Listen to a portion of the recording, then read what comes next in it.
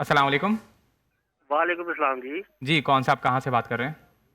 جی میں محمد ظاہر فیصل آباد سے بات کر رہا ہوں۔ جی سر فرمائیے۔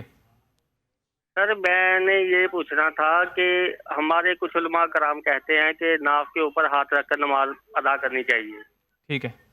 کچھ کہتے ہیں کہ ناف کے نیچے ہاتھ رکھ کر نماز پڑھنی چاہیے، جی کچھ کہتے ہیں کہ ہاتھ چھوڑ کر نماز پڑھنی چاہیے۔ میں نے یہ پوچھنا تھا کہ صحیح نماز کس طرح سے ہے؟ ٹھیک ہے ٹھیک ہے۔ قاری خلیل صحیح نماز یہ ہے کہ ہاتھ گردن میں ڈال کے پڑھنا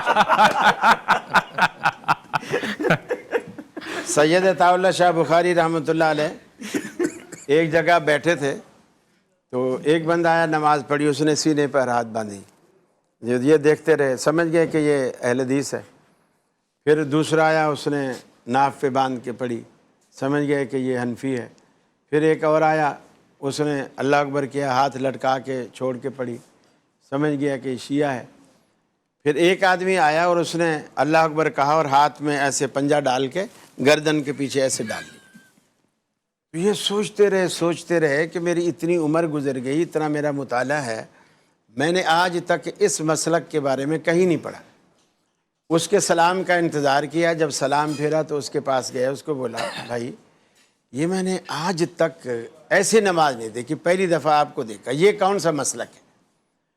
تو شاہ صاحب کہتے ہیں کہ وہ مجھے پہچانتا تھا، کہنے لگا شاہ صاحب یہ میرا اپنا ہی مسلک ہے، پہلے میں نے یہاں ہاتھ باندھنے شروع کیے، ایک مسجد میں گیا، انہوں نے کہا تو غیر مقلد ہے، بے پیرا، بے امامیہ، بے مرشد ہے، ہاتھ یہاں باندھے کر، میں نے یہاں باندھنے شروع کر دیے۔ پھر ایک مسجد میں گیا، انہوں نے کہا ہوئے تو حنفی ہے، تو فلانا ہے، تو اہل بیت کا منکر ہے، یہ ہے وہ، تو ہاتھ چھوڑ کے پڑھا کر، میں ہاتھ چھوڑ کے پڑھنے لگا۔ پھر میں اہل حدیثوں کی مسجد میں کہیں گیا تو انہوں نے کہا تو شیعہ ہے، تو ہماری مسجد میں کیسے گھس آیا، تو ہاتھ ادھر باندھ کے پڑھا کر۔ میں نے کہا میں تو یہاں سے تو چلا تھا، پہلے یہیں سے چلا تھا، جب بھی دنیا نے مجھے کافر مانا، یہاں آیا جب بھی کافر مانا، ہاتھ چھوڑے جب بھی دنیا نے مجھے کافر کہا۔ تو میں نے اپنی طرف سے ان علماء کے فتووں سے بچنے کے لیے ایک اپنا ایک الگ مسلک بنایا، اب نہ اس کا کسی کو پتہ ہے، نہ کوئی مجھے کافر کہتا ہے۔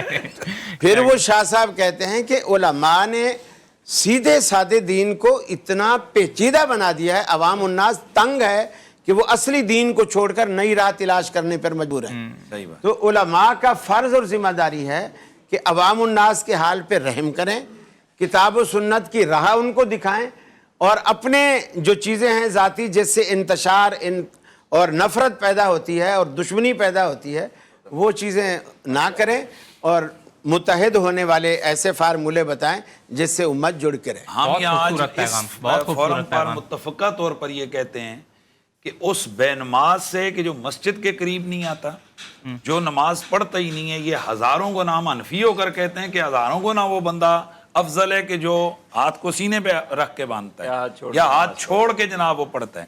یہ کیا ہوا، نماز تم پڑھتے نہیں ہو، ان کوئی مخالفت کوئی نہیں کرتا، اور جو ادھر باندھ دیا یہ کلی بھائی وہ نماز تو پڑھتا ہے۔